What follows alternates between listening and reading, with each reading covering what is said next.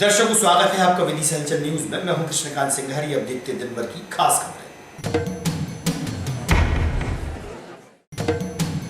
नए न्यायालय भवन में हुआ नेशनल लोक अदालत का आयोजन। सभी प्रकार के लंबित मामलों को आपसी समझौते के दौरान न्यायाधीश द्वारा निपटाया गया।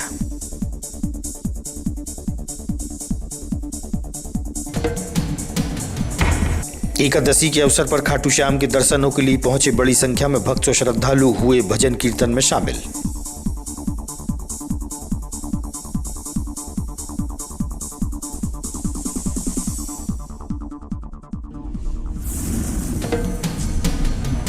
और श्री रामचंद्र मिशन आध्यात्मिक शिविर का हुआ आयोजन। हार्टफुलनेस ध्यान पद्धति के आधार पर योग और ध्यान पर डाला प्रकाश।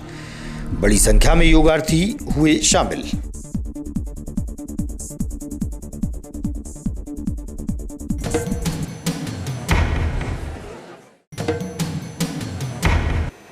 अब खबर विस्तार से। मध्य प्रदेश विधानसभा चुनाव संपन्न हो गए हैं। ज्ञात हो कि विदिशा विधानसभा चुनाव में उपयोग में होने वाली सामग्री वापस हो गई है। कर्मचारियों द्वारा सामग्री की छंटनी की गई। बताया गया कि आगामी समय में लोकसभा चुनाव होना है। चुनाव में यह सामग्री फिर से उपयोग में ली जाएगी। मेरा नाम मौसम शर्मा है। शर्मा जी, क्या कार्य कर रहे हैं आप? ये विधानसभा चुनाव के उपरांत जो सामग्री जमा हुई है निर्वाचन शाखा में, कलेक्ट्रेट में, इसमें जो भी स्टेशनरी सामग्री और ये निर्देशिक पुस्तिकाएं, इनको पृथक पृथक करके जमा किया जा रहा है। नए न्यायालय भवन में आज नेशनल लोक अदालत का आयोजन किया गया। लोक अदालत के दौरान सभी प्रकार के लंबित मामलों पर सुनवाई की गई। वरिष्ठ न्यायाधीश द्वारा मामलों को आपसी समझौता के दौरान निपटारा किया गया। जिला विभाषक संघ के अध्यक्ष मेघराज राय से हुई चर्चा।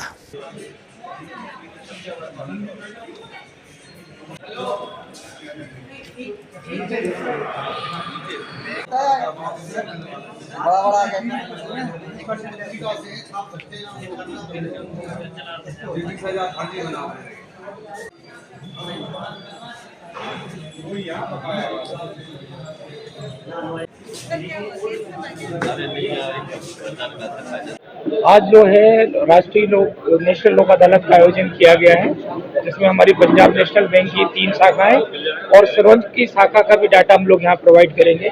सरवंज को भी हमारी विदिशा शाखा से जोड़ा गया है। किस तरह के केसेस आए हुए हैं? इसमें 5 केसेस हमारे 138 में अबाउट 10 लाख के सेटल हुए हैं और 5 लाख के जो एनपी अकाउंट्स है अबाउट 15 लाख के आज इसमें सेटल हुए हैं। ओटीएस की अगर इंफॉर्मेशन देते हैं तो कैनरा बैंक ऐसे होल अभी 4 लाख का लगभग हो गया है अमाउंट। लगभग 15-20 अकाउंट्स हो गए हैं और कस्टमर्स को काफ़ी सारे विजिट किए हैं।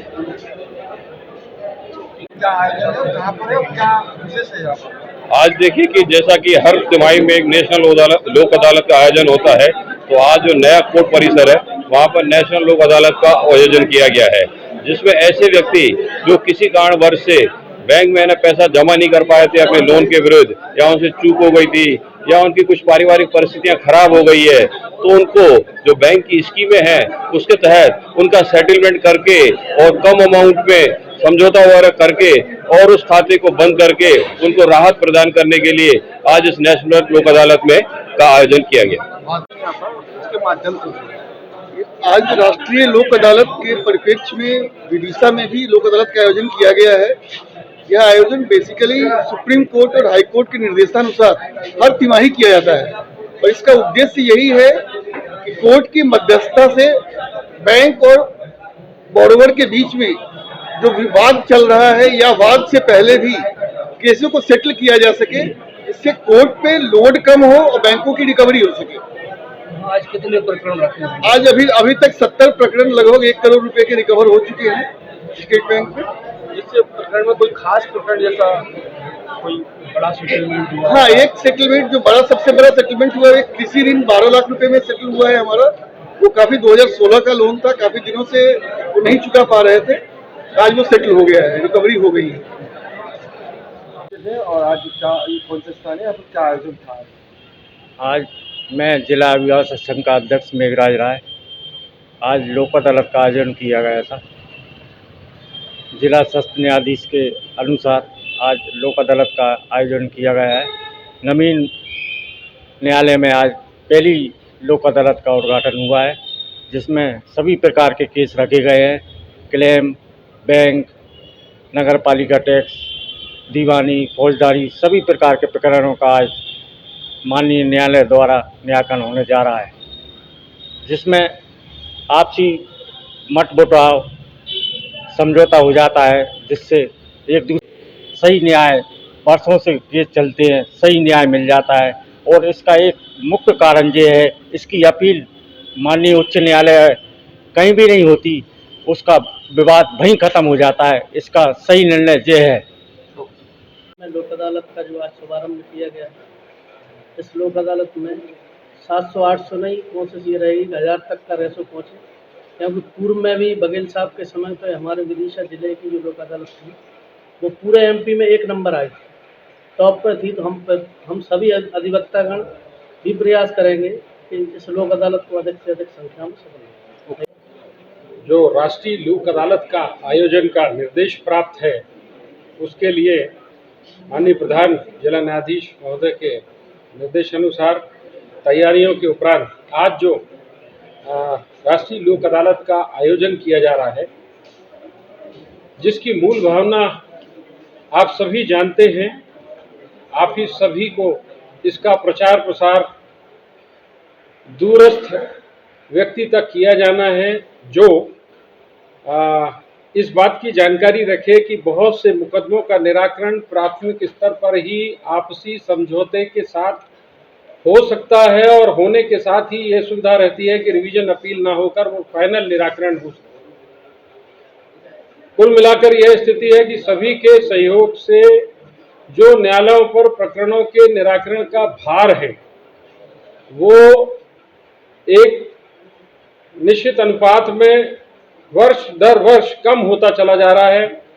और मैं आपको ये आश्वस्त कर सकता हूं कि पहले की तुलना में काफ़ी प्रकरणों का निराकरण हो चुका है, होता जा रहा है, और स्थिति नियंत्रण में इस तरह से आ रही है कि अब प्रकरण विशेष तौर से ध्यान रख के लोक अदालत में उनको पिन पॉइंट करके ध्यान रखते हुए उनका निराकरण का प्रयास किया जा रहा है। जी, इस लोक अदालत में भी आज की जो लोक अदालत है, इसमें 4162 पेंडिंग केस और प्री लिटिगेशन 10,487 केस रखे गए हैं।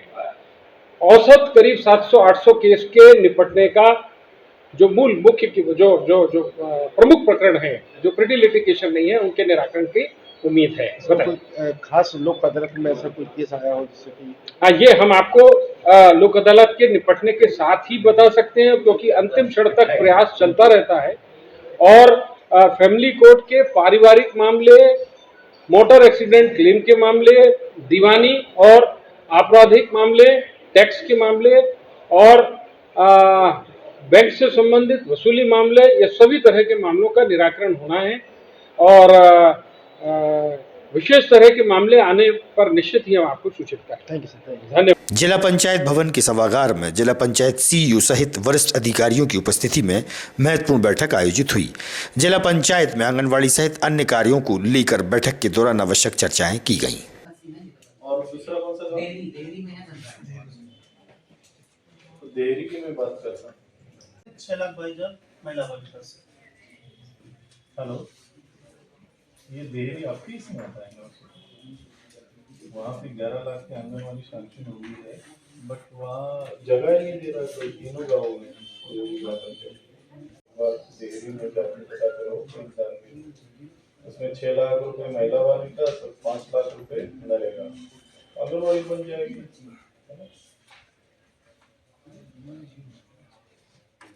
मध्य प्रदेश सचिव संघ द्वारा नई सरकार बनने पर जिले के 5 विधायकों और मुख्यमंत्री को बधाई और शुभकामनाएं दी गईं। सचिव संघ के प्रमुख अधिकारी से हुई चर्चा।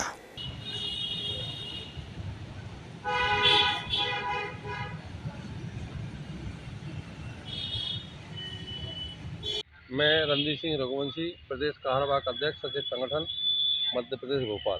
आपको जैसे कि बात कर लें सर, ग्राम पंचायतों में जो काम रोके पड़ी, किस तरीके से आप करेंगे? नई सरकार की क्या उम्मीद रहेगी आपकी? अभी नई सरकार है तो नई ऊर्जा के साथ में हम लोगों को काम करना पड़ेगी, क्योंकि हमारे माननीय पूर्व में सीएम साहब ने हमारी जो मांगें थी सारी मांगें हमारी पूर्ण कर दी गई हैं और हमारे सचिवों में भी उल्लास है नई सरकार नया काम करने की और नए सरपंच साहब भी हमारे सभी नए काम के लिए जागरूक हैं। तो सभी को उम्मीद है कि जो काम चल गए हैं वो काम बहुत तेज़ी से होंगे और अच्छे काम हैं। आपका एक कल मुख्यमंत्री शिवराज सिंह चौहान से मिला था, क्या आश्वासन मिला हुआ? माननीय सीएम साहब ने कहा है कि ग्रामीण क्षेत्र में जो भी योजनाएं सरकार की हैं उनको अजीनामा पहनाने वाले हमारे कर्णधार हैं, सचिव लोग ही हैं। इनके द्वारा ही हम ऊपर से कोई भी आदेश या कोई प्रतिपालन करते हैं तो उसको अगर कार्य पूर्ण करते हैं तो हमारे ग्रामीण क्षेत्र में सचिव करते हैं। और हमारे माननीय पाँचों विधानसभा के पाँचों विधायक और माननीय सीएम साहब को पुनः विजय होने पर सचिव संगठन मध्य प्रदेश की ओर से बहुत बहुत बधाई और बहुत बहुत हार्दिक शुभकामनाएं। आपका आशीर्वाद यदि इस तरह हमारे लोगों को बना रहे, यही ईश्वर से शुभकामनाएं। एकादशी के अवसर पर वैशाली विहार स्थित श्री खाटू श्याम मंदिर में भक्त और श्रद्धालु बड़ी संख्या में पहुंचे, जहां भगवान खाटू श्याम के दर्शन लाभ लिए और भजन कीर्तन में शामिल होकर धर्म का लाभ लिया गया।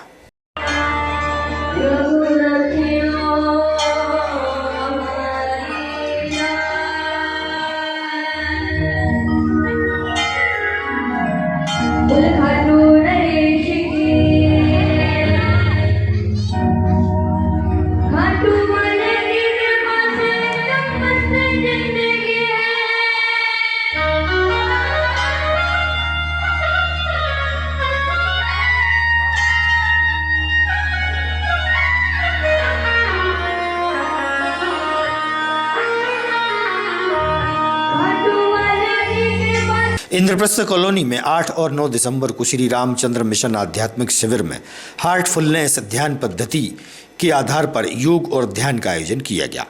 मुख्य अतिथि व प्रशिक्षक के रूप में ऋषि रंजन शामिल हुए।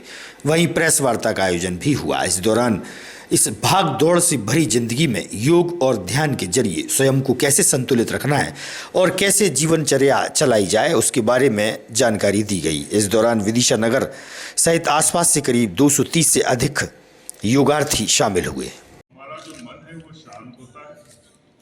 आजकल आप देखते हैं कि इस अस्त व्यस्त दुनिया में हमारे पास हर जगह हमारी नीड्स, डिमांड्स, एस्पिरेशंस, एक्सपेक्टेशन बहुत ज़्यादा होता है, खासतौर से यूथ के लिए भी, स्कूल्स में, कॉलेजेस में।